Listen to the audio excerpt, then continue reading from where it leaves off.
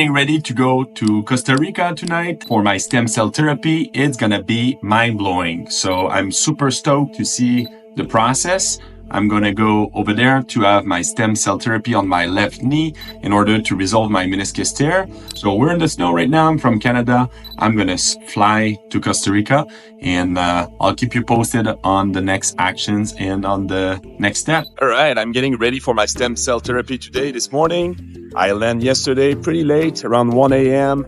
and phenomenal. The service of the clinic, RMI, is just off the chart. They had a driver to pick me up. They have like a coordinator to organize all the travel. I'm in a beautiful hotel right now in Costa Rica. So super stoked, super excited. Today's the day. So really looking forward to see how this meniscus tear will be healed. So today we're going to do a tour of the Costa Rica RMI clinic with Dr. Marcelo Gonzalez. Yes. All right, let's check this out. We have in these 3 rooms plasma machine. Cafeteria is down here. So with the ultrasound machine there, Okay. that's where it starts. And then we go into the procedure room, which is this one right here. And then you end up at the recovery room right over there. Okay, so the idea is for us to start the procedure room. Okay. The recovery room is right after that door. Okay, so this is the procedure room. Our anesthesiologist is over there. We have the surgery table. There's a big screen for us to take a look at the ultrasound. It's just way more comfortable, and we try to do everything sterilized. So we're not allowed to film in that place. Okay, no, yeah. During the treatment in that one, yeah, we're not allowed. Okay. And so you said that the first thing is that we do first the ultrasound to see exactly. So that one's gonna be right here. Okay. So this one we will be able to film everything, Sure. no problem. Okay. Sure. Over here, you're gonna be right here, and I'm gonna be showing you a lot about ultrasound. Okay. We like our patients to see what we're seeing, understand a little of why we're gonna be putting the cells where we're gonna be. But do you do it for us, like for me, or you do it for you also to know where? Okay, yeah, both. Okay, so the ultrasound, I could do it in 3 minutes. Okay. I can be done. Okay. Sure. But we're gonna take around 15 minutes, 20 minutes to take a look at everything. Exactly. Yeah. Exactly. Sure. To show you a little, to show you what I'm seeing, and so you understand a little bit of what we're doing. And what's the main difference between like an MRI and like the ultrasound? Do you see the same thing, or you see different? Okay. No. So there's 3 different lines that we usually. The most common 3 different lines for the diagnosis are CTs and X-rays, which is just radiation. Okay, that one we usually use to see hard stuff. We use it for other things, but mainly hard tissues. Okay. There's MRIs, which what they do pretty much is light up electrons. Okay, things that have a lot of electrons are usually water. Okay, so the softest tissues, the ones with more water, are going to be the ones that light up the most. Okay. And so MRI, they go through bones, or they MRI, go around the bone? No, you can see the bone, because the bone is not just a column. It's not just a dry structure. It does have a little bit of water. It doesn't light up the same as cartilage or as a spleen or liver would do, but it does have a little bit of water, so it will light up, and we would see some of the characteristics. Actually, we use it a bunch for arthritis and for our arthritis treatments to determine where the bone is inflamed. Usually when there's arthritis, the bone has been bumping against each other, and that bone gets inflamed. Sure. So that's where we point into the bone injections as well, to get rid of that inflammation. And the ultrasound, it's not ideal to see meniscus, but it will guide me during the treatment. I won't be able to see the whole meniscus. I'm just going to be able to pinpoint where the injury should be regarding the MRI, and try to put the needle directly where it should be. Okay.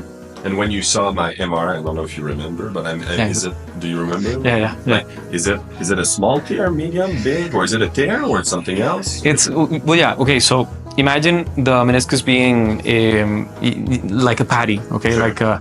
like a beef patty, okay, and the patty got pretty much torn down here in the middle. Okay, so you grab the knife and you just tore it down. Okay, so it's open a little bit like that. Okay. When tears get bigger than that, this flap could go all the way here. Okay, it still hasn't happened. Nothing like that has happened. It's just a tear that's gotten a little bit separated. Okay, so the idea is to go pretty much with the needle, go inside there directly. In the meniscus? Exactly. Yeah. Okay. Correct. Okay. Yeah, into the tear and put a little bit there. Okay. I'm going to put in 2 spots since it's a sort of a long tear, and I'm going to be going into the knee as well, into the whole joint. Okay, so that's the general. First, we have over here, this is where the VO2 max and the Vizia are. Nice. Here are 2 of our other doctors right here. See you. Yes, sir. Excellent. And this is Dr. Lu, this is Dr. Deligiore. And so, yeah, Dr. Lu is the skin doctor. The idea is you're measuring your VO2 max is the best way to measure your longevity, basically. Right now, the strongest predictors, according to science, are your VO2 max and your muscle mass. How would you test the muscle strength? So we use dynamometer, which this one is really easy. So just relax. Right now. Okay, like this? Yes, exactly. So if I do it like that, it's doesn't really matter. Okay, 1, 2, whatever you want. Okay.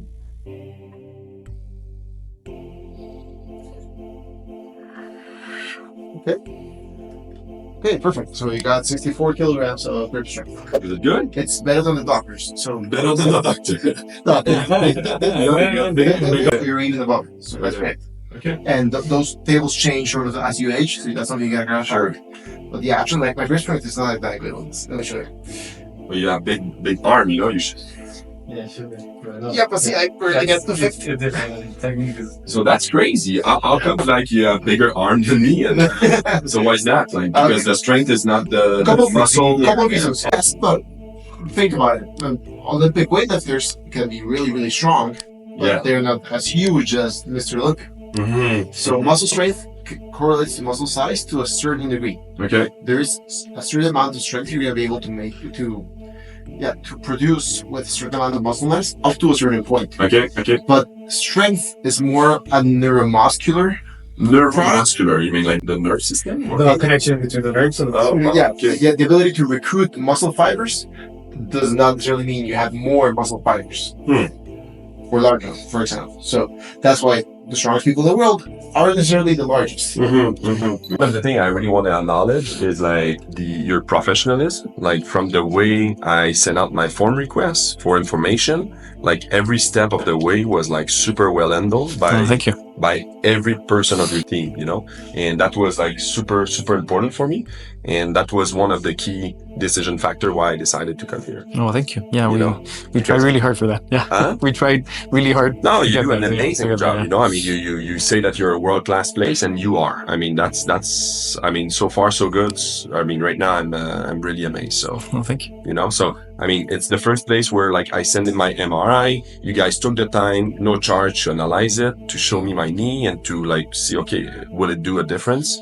And then after, like, to organize the trip, to, you know, you have your, I don't know how you call that, like the experience, the patient experience. Patient experience. Yeah, the whole patient That's experience. amazing, because it can be scary for some people, like to go to Costa Rica, they don't know where to go. But I mean, it's really like a white glove service. So yeah, good job. We know. I say good job to you, but I say good job to the whole team. So I mean, that's we know that patients are not only getting a treatment that they don't know much about, but they're also coming to a country they don't know anything about, probably. So we try to make it as comfortable as possible and to make it as sure as possible. Yeah, that's amazing. And the thing that we really don't like is for patients to come here and for disease that we're not able to treat. Okay, so we would like to make sure before a patient pays or before a patient does anything that we actually can help it. Yeah, and it's you know, it's not cheap. It's it's a big investment, but I think our health is the number one priority, so it's worth the investment. So cool.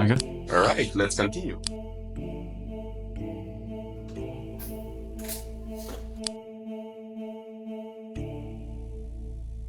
The knees two bones, okay? The lower bone is the one that has the meniscus attached, okay? So it's like a big plate, like that, okay? Both meniscus are like half moons, all right?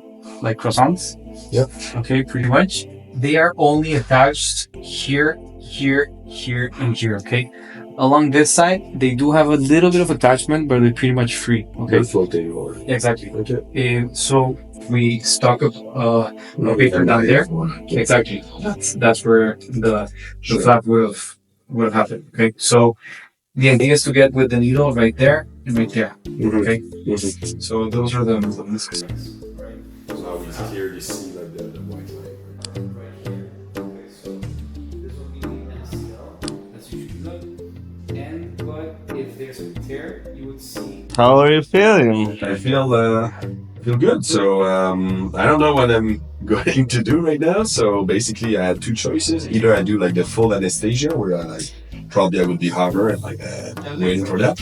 But I decided to do local anesthesia. So we'll see how hurting it will be. So I'll breathe. I'll think about the beautiful things. And looks like they have extra cells, so they're amazing. They're gonna do so probably 80% of the cell in my left knee, which is I have a meniscus tear. And from the ultrasound, we kind of saw that maybe I have also another tear on my right one. So we're gonna put some extra there. So thank you. All right. So hi, welcome to today's podcast. Welcome to Costa Rica. So today we I have the honor to be at RMI with Dr. Marcelo Gonzalez and the whole team for stem cell therapy in a plant tour. So thank you very much for watching, and we're gonna deep dive into the stem cell today, and you're gonna go and see like the back tour of it. So Dr. Marcelo, thank you very much for being here today. Thank you for coming. Thank you for trusting us. Yeah, absolutely. So I want to acknowledge, I told you when we were walking, but this company so far is world class. Been super impressed about the way they treat us. And I flew yesterday from Canada, from the snow, arrived here pretty late. They have a very nice, the sun. beautiful sun. And I had the chance to do a plant tour, to speak to the whole staff. And I'm super stoked, super excited to get that procedure. Yeah, it's gonna be really good. Yeah, so today I'm gonna have a meniscus tear stem cell therapy. So can you tell me a little bit more about about knee stem cell therapy? So in terms of musculoskeletal research with stem cells, knee is pretty much the one that's been investigated the most. Okay, so arthritis is the one that gets investigated the most, and cartilage defects are have a bunch of research behind them. Okay, what we're gonna be doing is pretty much the tear that you have.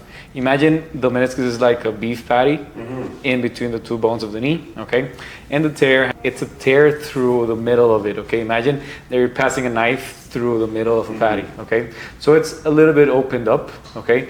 The idea is to, with the ultrasound guidance, put the needle in between in the tear inside of it and put the cells around there. Okay, it's gonna be probably a couple inside the meniscus and a couple inside the knee. Okay, we're gonna be doing some ultrasound images beforehand.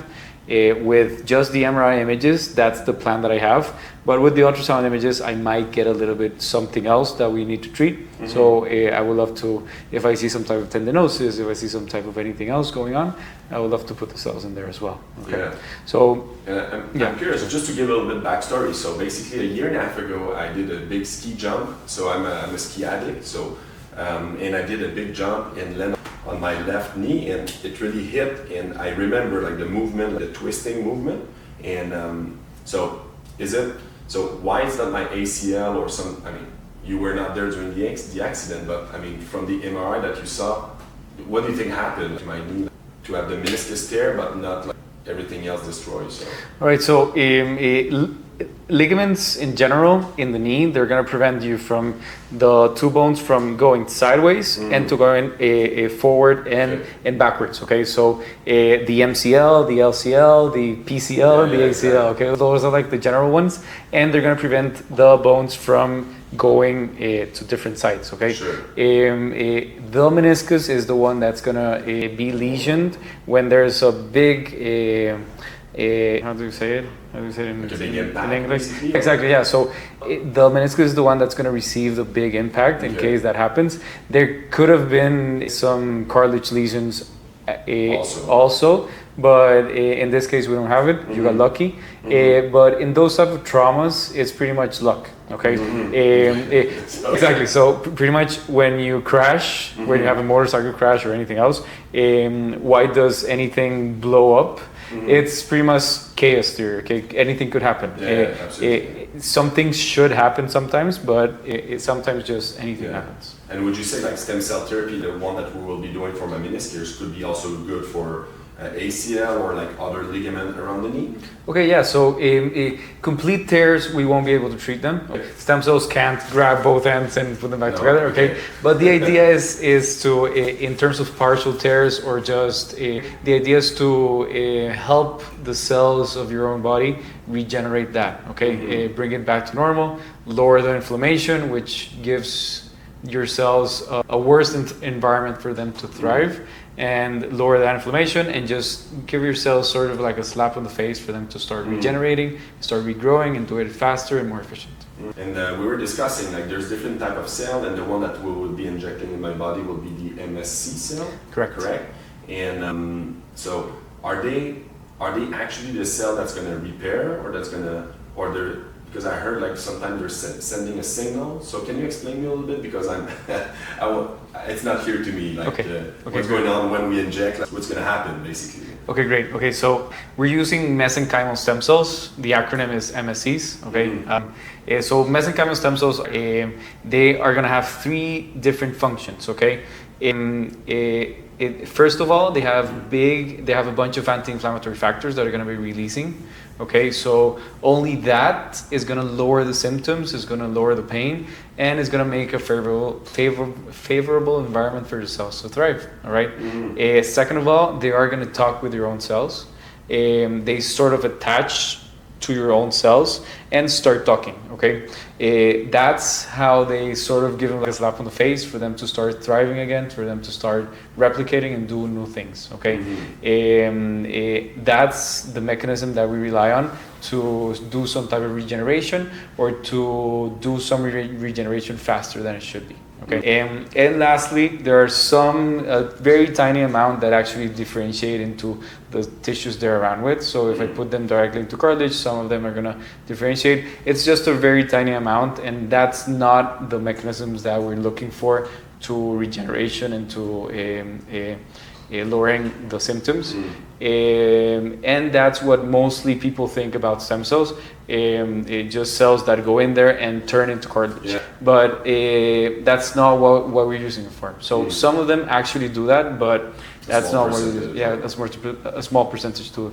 So we are relying on your own body to sort of, we're just giving a boost to your own body, to your own cells. So why they're not doing it right now? I mean, like, why do they need a boost to kind of wake up and rejuvenate? You know? Okay, so inflammatory states make them inefficient. Okay, so only lowering that inflammatory state will make them more efficient. Okay, and just signaling in general. Okay, so these signals sort of, it's like an alarm clock. Okay, your body, you are gonna be sleeping until 8 a.m.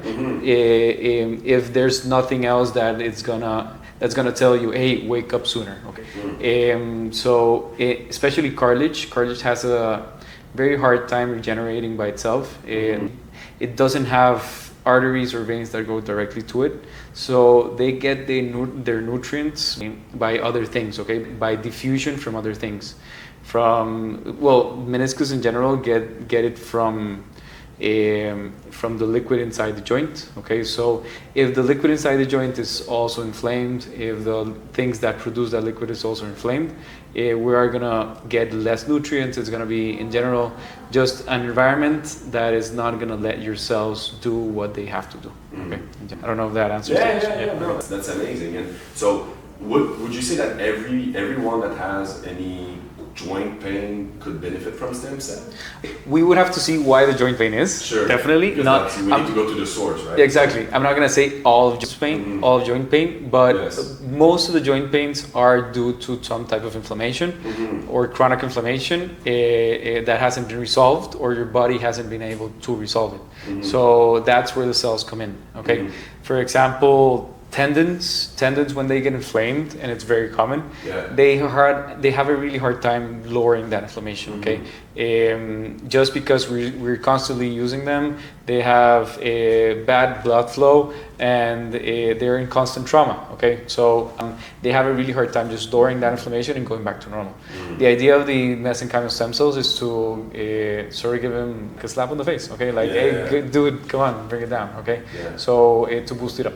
That's the idea. And that's one of the things I really love about them, is that you know, they asked to have first the MRI, and then they really took the time, you know, to study it. And I think this is super professional, and I spoke to a lot of people that without seeing nothing, without just by asking one or two questions, they're like, okay, I can do it. And it seems, and maybe I'm sure 85% are right and will do a good job, but I mean, it just feels more comfortable when, you know, you send your actual MRI, which is like your unique knee pain, and then you study it, and then we do a video conference. It's free of charge, and then we make sure that, you know, you get a good feeling about it. Yeah. So and then we can decide if we do it or not. Exactly. Yeah. I thought that was really reassuring and really professional. So. Yeah. Well, thank you. Thank you for saying it. Yeah. No, and I'm saying it for everyone, because I mean, sometimes we're I mean, I talk with a lot of different friends and people, and they're kind of unsafe and feel insecure. But I feel like when you have that approach, it's super professional and make us very secure to feel we're in the right place. So. No, thank you. Yeah, that's why we do it. Yeah, you're paying a lot of money, and you're coming to a foreign place. Yeah. So we do want you to come here for something that's going to help you. Yeah. We sometimes turn away patients. We just tell them, no. Do you really? Yeah, we don't. Really? Are you sure? I assure you. Yeah. So what's we'd rather just. Is that we do a follow-up with our patients. Sure. So if the patient is constantly saying, hey, this is not working, what the hell, and doing some trouble about that, it's very, and we don't like that. So we'd rather just turn away patients than, for example, some vertebral, some back pains, there are nothing that we can do about it. If your knee is too far along, if your knee has a big arthritis that is too far along, we'd rather just tell you the truth. We're just gonna delay you doing a replacement, okay? So just go ahead and get the replacement already. And things like that, me and Felipe, the ones that we do this treatment, the musculoskeletal treatment, we have a background in orthopedics. So we do know the benefits that a surgery can give you, okay?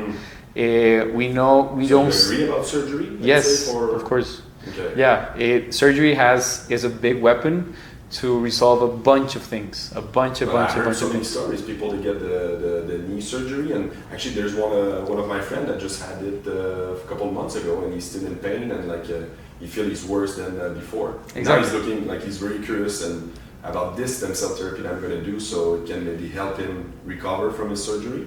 Exactly. So. Well, yeah. So surgeries are a great weapon, okay? They can resolve a bunch of problems, millions of problems, okay? But right now, in this day of age, we only have, for a bunch of pathologies, we only have surgery as a solution. For us, the idea is to get into those spaces, and instead of you getting surgery for pretty much any knee pain, we have a solution for that, okay? And we can either prevent you from getting a surgery or just kicking the can down the line as much as we can, okay? For example, in terms of arthritis, if you're a little too far along or if you're too young with arthritis, you are gonna probably need a replacement down the line. Sure. But our idea is to make it as late as possible, okay? Of course. Usually replacements do, if the best replacement that you can get, it will last you around 15 to 20 years, okay? If you take care of it as well, okay? Yeah. So if you're 50, if you're 60, probably at 80 or 70, you're gonna have to have another replacement. And that replacement is not just changing the parts and doing and going along with your life. That replacement usually entitles a bunch more cutting, a bigger replacement, and a bigger surgery, okay? And each time you do that, it's gonna be a bigger surgery, and it's gonna be harder to come back to whatever you want. So if we can turn those 3 surgeries into 1, or 3 into 2 at least, it's a big success. Wow. And so you have, one of the big things that you're doing here is the orthopedics, right? And can you tell me more about like the other thing that RMI is doing in terms of longevity and other type of treatment? Okay, so first of all, we do believe like in that most of the longevity that is going to drive us to go over 100, over 120, and that it is our habits and what we eat. Yeah, exactly. Lifestyle in general. Probably is 80% of the. Exactly correct. Yeah. So our we do have a functional medicine team with a functional nutritionist and a functional doctor. Is that they're gonna pretty much optimize your life. But do you offer coaching or do you offer Yes. like okay? Yeah. So both. See, I didn't know that. Yeah. Okay. So yeah, we do. We have an initial consultation where they use from supplements to medications to just lifestyle changes, dietary changes, to optimize your lifestyle and help you prevent anything from Is this something we can do remotely or we need to come Yes. here? Clinic? We can definitely do it remotely. Oh, really? We just need they ask usually for some labs, for a bunch of labs, but that's pretty much it. And the rest is it could be done remotely, and we sure could schedule one of those. So they do an initial consultation and they do some follow-ups after. Okay. I'm not sure when, but it's usually around 3 or 6 months, and then they follow you up to a year, I think, just to make sure that everything's going on, and you're usually having a constant contact with them. Nice. We also have a sexual dysfunction treatment for men and women. So when you say sexual dysfunction, it's erectile problem, or it's also like like men having trouble to make sperm, or like. No. So it's usually erectile problems. Okay, erectile and sensitivity problems. Okay. In the penis. Okay. So that's with men. So what you inject stem cell on the penis? Or? Okay, so it's all under sedation. Don't worry. But full sedation or local? No, if full sedation, you're asleep and you're not feeling any pain. The idea is to do some shockwave therapy in the penis. That's why you're sedated, because it hurts. That shockwave therapy does an initial inflammation. Cells inflamed places, they actually attach and activate in inflamed places. So we do some type of inflammation. We try to do that Dr. Mauro, our urologist, does this. He does some shockwave therapy first, and then he does some injections into the penis as well. Okay. Right? It works very well in mild and moderate erectile dysfunction. In severe dysfunctions, it usually doesn't work as well, but it does get a harder, longer erections and more sensitive. Sure.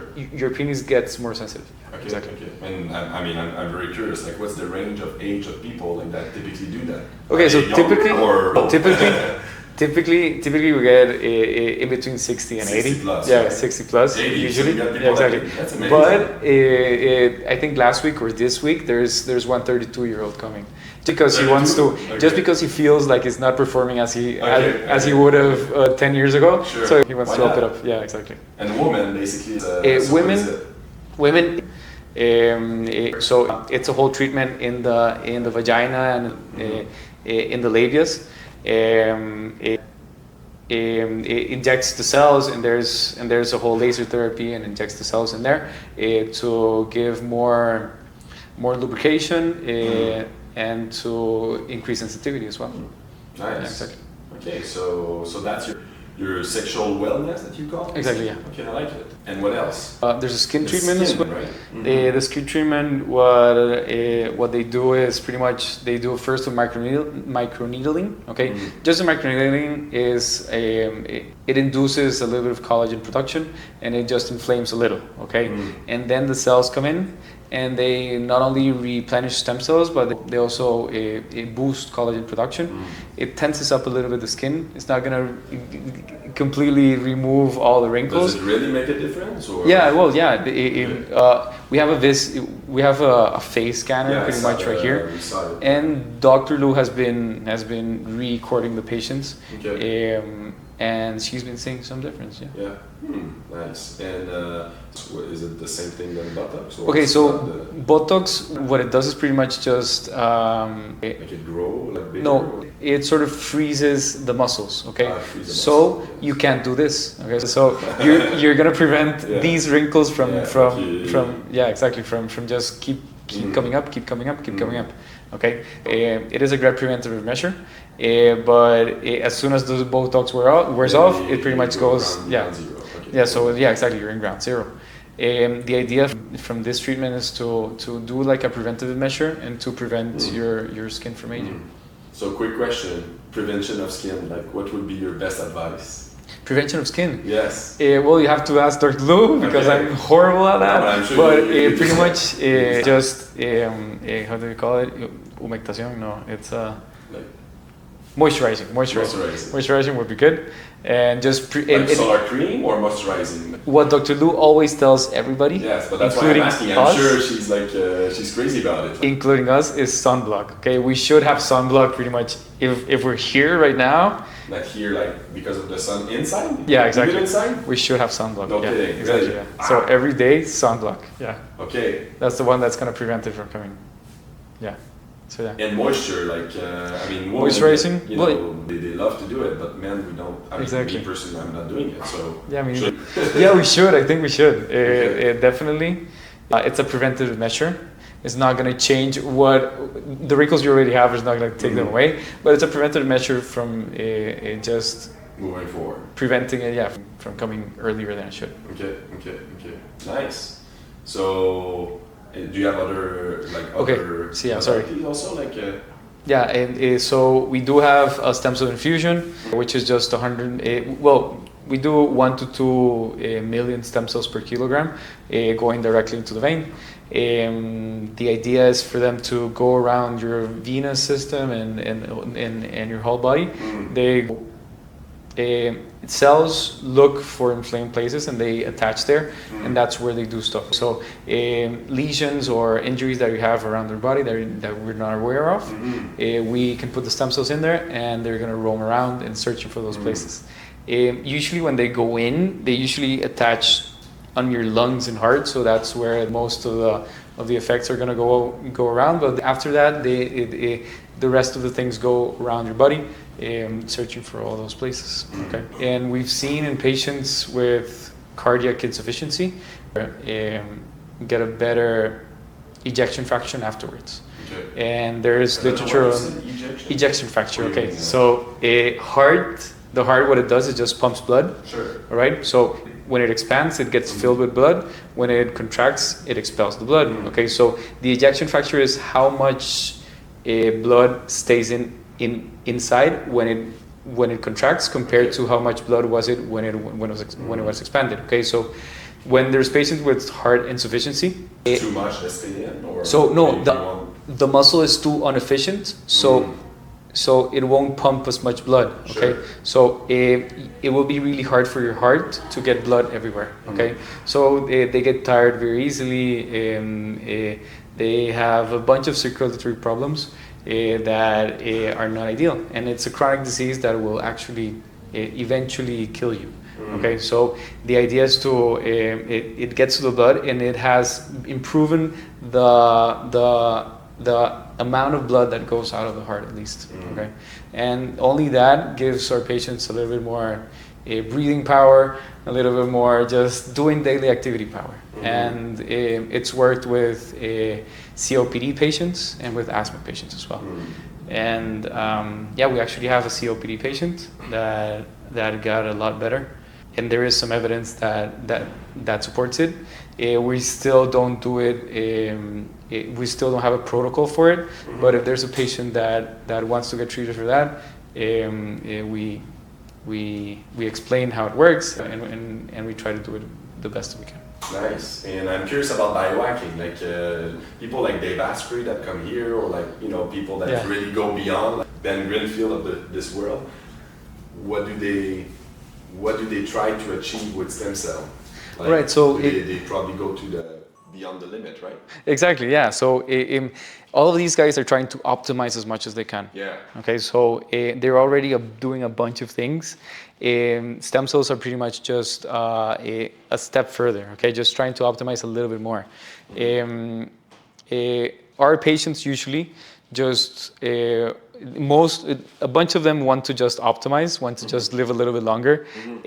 But also we have a lot of patients that don't. They just are looking for a relief of pain, or to solve something that's been bothering them for a very long time. So not just optimizing, but we like to Get out of pain. exactly, yeah, correct. Yeah. Yeah. So yeah. I'm curious, do you truly believe we can live beyond 100? So yeah, I definitely think so. Yeah, definitely. Are you confident that you will? I definitely You will. think or you Yeah, will? I definitely will. I Okay. already, yeah. And what would be like so why do you have any doubt, you know? Okay, yeah. So my family is got, well, I'm already treating for that, but in my family there's a hypercholesterolemia. So only that makes it a little bit harder, but I'm already treating it. I'm already on top of it. The functional medicine is already on top of me. So I definitely think I could. And the rest goes in exercise, eating healthy, and Sure. and here in the clinic we try to inculc a little bit of that culture. You're in the right, environment, like everyone that works here. So Exactly, yeah.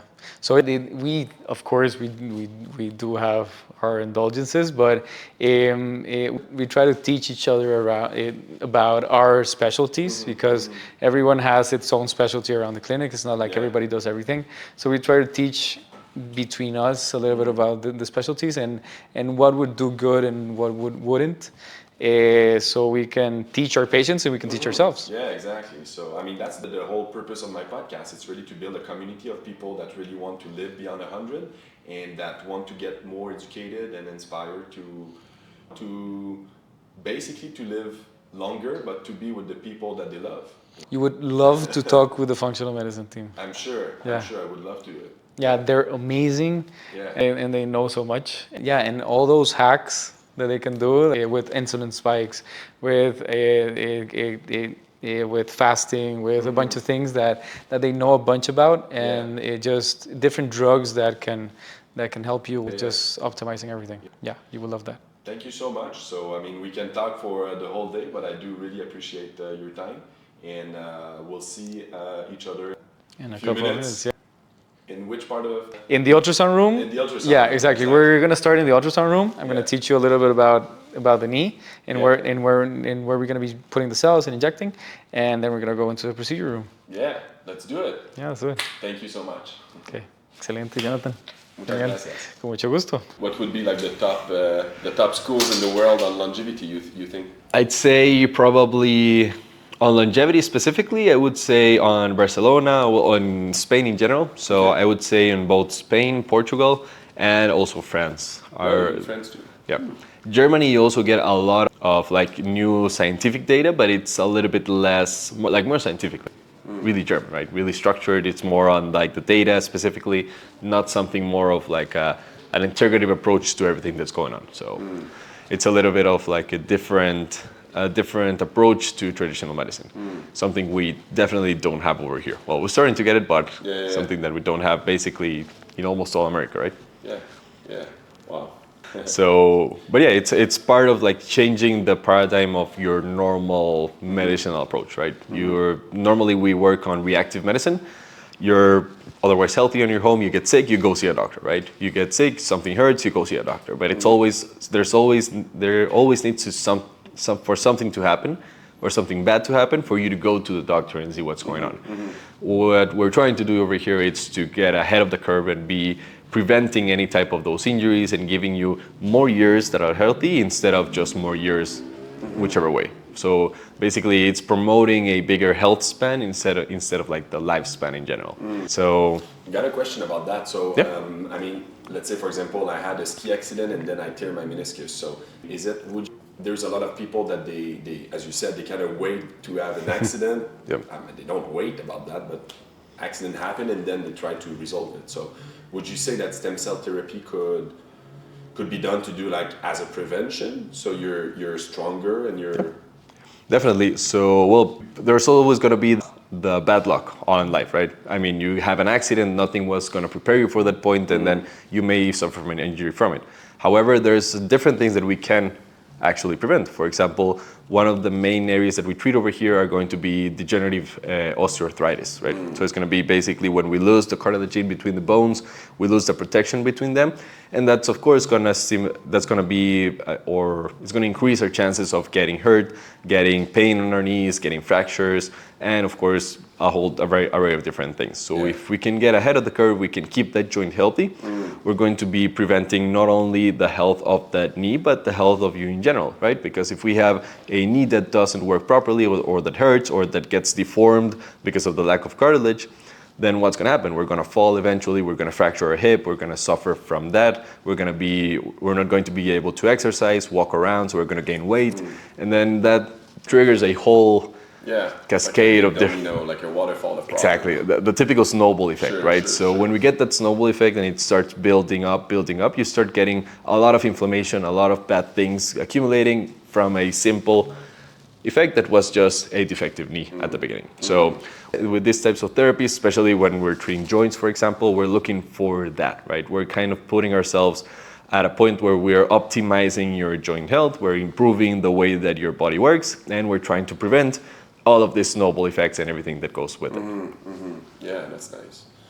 Thank you. So in the next couple of minutes, basically, we're going to visit your lab. Yes. And can you tell me more, like, one of the things that fascinate me is that you have your own lab here. Yes. And it's not all the clinics. So can you tell me a little bit more why other clinics don't have their own lab and what makes you different, Yeah, of course. So, well, the basic of here at RMI, we're a longevity clinic, but we do work with a lot of stem cells, right? So stem cells, we know all about their whole potential. There's articles backing up from the 1960s, 1980s, where they started using them and they started to see the benefits.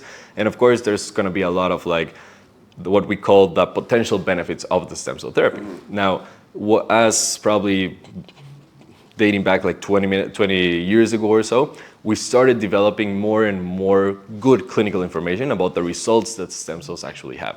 So we started to see that stem cells were really effective, they were safe to use, and then you started getting really good clinical trials, really good design studies that were able to back those claims up. However, the big problem with this is going to be the quality of the product, because if I give you a Tylenol, you know that if you take a gram of Tylenol, it's going to take your fever away, it's going to take the headache away, right? But if I give you a stem cell, it's a little bit harder to know what's going to happen, what's going to be the actual result from giving you a stem cell, which is the one that I tested, from your stem cell, which is the one that you actually got. So the whole limitation on stem cell therapy, it's usually going to be the quality and the quantity and something we call the replicability of the results. So that's where quality product and being a little bit more scientific about it is going to be really essential. One of the benefits that we have our own lab is that we can pretty much control every step of the way, from the cord collection process up until we actually inject it to your body. So we can basically do a quality control at every step. We can make sure that the cells are viable, that we have the proper characterization for the cells, that there are no, for example, any type of infectious processes or any bacterial traces or anything that's going to be harmful for your body as well. And of course, we're going to be able to carefully select the donors and everything else so that we're not having any type of defective cell that's going to have less benefits for you. So it's all going back to the quality of the product. But does the health of the donor, of the mom who's donating, basically will influence the stem cell, or? Yes, it can interfere, because all in all, when we have, for example, metabolic abnormalities, when we have metabolic mutations, things like this, they're not going to be transferred to you, because there's going to be a DNA transferring with you or the cells, but they're going to be, if they have metabolic abnormalities, they're not going to work the same way as a healthy cell, right? So that's why we carefully select them. We have very strict inclusion criteria for cord donations and things like this, so that we're able to actually get the best available product. And once we get the best possible product, we actually control every process of the way so that we don't lose any of the good things that are going to bring the stem cells. This is something that... How do you preserve that? So yeah, we basically have quality control checks at every point, so that when we're getting the cells and we're expanding them, we're growing them, we make sure that we're not losing viability, we don't go over the limit, we test for the DNA stability, and of course we also test for the characterization. It's something we're going to be talking in the lab, but basically so that we can make sure that the sample that you're getting, it's a stem cell and not a differentiated other cell that goes into your body as well. And basically once you freeze them, it needs to be frozen? So yeah, we actually freeze them, right? We keep them at negative 180 degrees. so pretty cold. Yes. And we can keep them for years and years to come, and we won't lose any viability or the changes on the benefits from it. The whole process when we defreeze them has a lot of like different details that we need to take into account, because if we defreeze them too quickly, then cells might explode when they're basically being defrozen. Or also if we defreeze them too slowly, then they're going to be we're going to start to lose viability after a certain point. So it's a really strict process that it has taken us years to achieve actually. And with a lot of feedback from the lab, from the patients over here, we have been really able to make the process almost perfect, so that the cells that you're receiving are probably one of the best that you can receive in the whole world. Yeah. And for example, like my procedure is scheduled, I think at 1 or 2, or I'm not sure. 1:30. So is there like a timing, like, okay, it needs to be 1:30 because there's a defreezing process? Yes, of course. So the whole processing for example, your treatment happens at 1:30, but it actually begins from the day before. Okay, really? Yes, because we need to run a couple of tests on the sample that you're going to receive. Really? Amazing. Yeah, and that starts to get defreezed really slowly so that we can get the live stem cells. We run them through a second test again, so that before they get out of the lab, we know that they're viable, that they are in fact stem cells, and that we don't have any, for example, any type of infectious complication afterwards. So everything happens prior to actual treatment, so that when you get here, everything it's basically, or we have the details pretty much brought down to the minimum, so that we can have the least amount of error, the least amount of complications afterwards. And of course, we follow up on you to see how you're doing afterwards as well.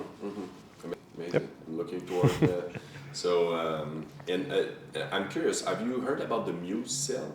Yes, so what's the difference between Muse and MSC cells? So basically the Muse cells are basically mesenchymal stem cells that are a little bit more resistant to hostile environments. So it's basically a really small percentage of the whole mesenchymal lot that you can actually take. Now, it's something that has been described, and it makes a lot of sense because they're more resistant, right? They're going to be able to live longer on the host where they're applied and everything. But probably the biggest problem with them is that they're hard to get, right? And from a big lot of sample, you're getting a small percentage. And when we talk about stem cells, even though more doesn't necessarily mean the better, we almost always need to talk about on the millions range so that we can get a therapeutic effect. And it's not something that I'm making up right now. It's something that has been studied for over 20 years, where they have seen the safety and the efficacy of different dosages on joints, on systemic infusions, on a lot of different areas. So the main thing is going to be that. It's a different, kind of like a cell that's a little bit more resistant, but it's on a small percentage of the whole lot that's being applied. So, but it's some things that we're discovering, right? Yeah. As we always tell our patients here with stem cell therapies, knowledge duplicates almost almost every 2 to 3 months. Really, yeah. So you can imagine the whole exponential curve of scientific articles, evidences that comes in and out. So basically our job is to figure out what's good, what's bad, and what's actually true, and what's actually just something that comes in. Absolutely. And so you got stem cell and you got exosome, right? Yes. And the exosome, is it a signal, or it's like, so can you explain me like what's the difference? Of course. And I'm getting stem cell or exosome, or Okay. both? So no, it's a good question, because when we talk about exosomes, they are basically called small extracellular vesicles, right? So you can kind of see where they're coming from, and it's basically that when we have a stem cell or a cell in general, it's going to take out signaling proteins or different molecules that are produced in the cell itself, and they're taken out on a small extracellular vesicle, right? So an exosome, it's basically the products or some of the products that you can get from the production inside of the stem cell. Now, in your case, you're getting live mesenchymal stem cells. So you're getting the whole package, right? You're getting the factory that produces exosomes. If you just receive exosomes, they're still going to be beneficial for you, but they're, as they call them, acellular, so they're not a cell per se. So once they go in, they're going to be helpful, they're going to work with you, but it's going to be probably more of a limited effect because you're not getting the producer of the exosomes, right? Factory. Yeah, I like that. I mean, it's so a good way to see it. Yeah, so it's a way of you're actually getting both, but when the stem cells go in, they're going to be exposed to a proper microenvironment on your joint, on your body, and that microenvironment is going to be what dictates what the cell needs to produce in order to improve the overall health on the specific area.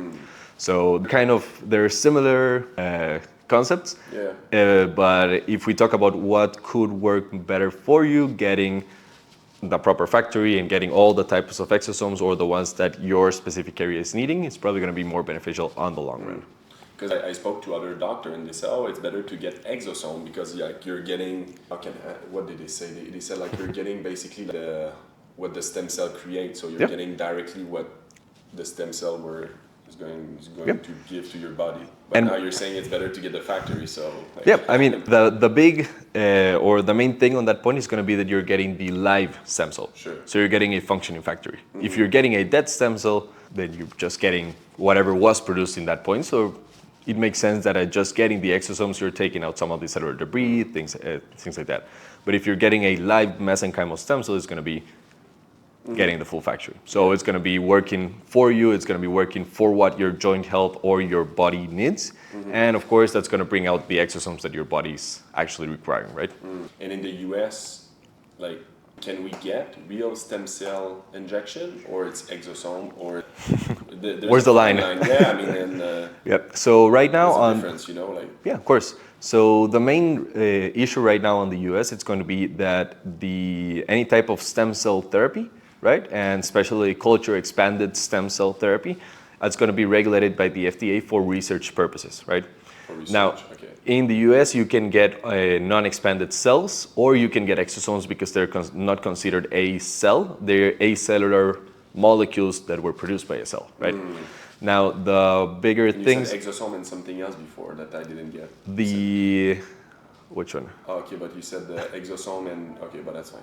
Yep. Well, but basically, when we talk about the treatments that you can get, it's going to be that. They are... Basically, it started around... Well, a couple of years ago, or more than a couple of years ago, when actually stem cells began to be a thing, right? So we started getting stem cell treatments on your joints, on different areas for a whole bunch of different things, with not a lot of science to back them up. So the main problem was the quality of the product. We go back to square one. So what happened was that they were outsourcing or they were buying off stem cells from other places where they were not getting the proper treatment or they were not measuring for example, the viability, the characterizations. So the lack of regulation on the production part was the main thing that really brought it down, right? Sure. Because we know that they're safe, we know that they're effective, but if you're not getting the proper cell, if you're not getting the quality product, it's more than useless, it can become dangerous even, really? right? Okay. Because then you're getting essentially just something else, right? It could be not properly handled, not properly maintained, or it hasn't been frozen to the adequate temperature. There's a lot of different things that can make it actually dangerous for the treatment to happen if it's not being done correctly. So that's the main thing why you started getting the restrictions on it. And of course, now as we get more and more data out, we're hoping for that to change in the future. But for the meantime, it's mainly the FDA that doesn't have the specific approval for elective procedures, right? Nice. Okay.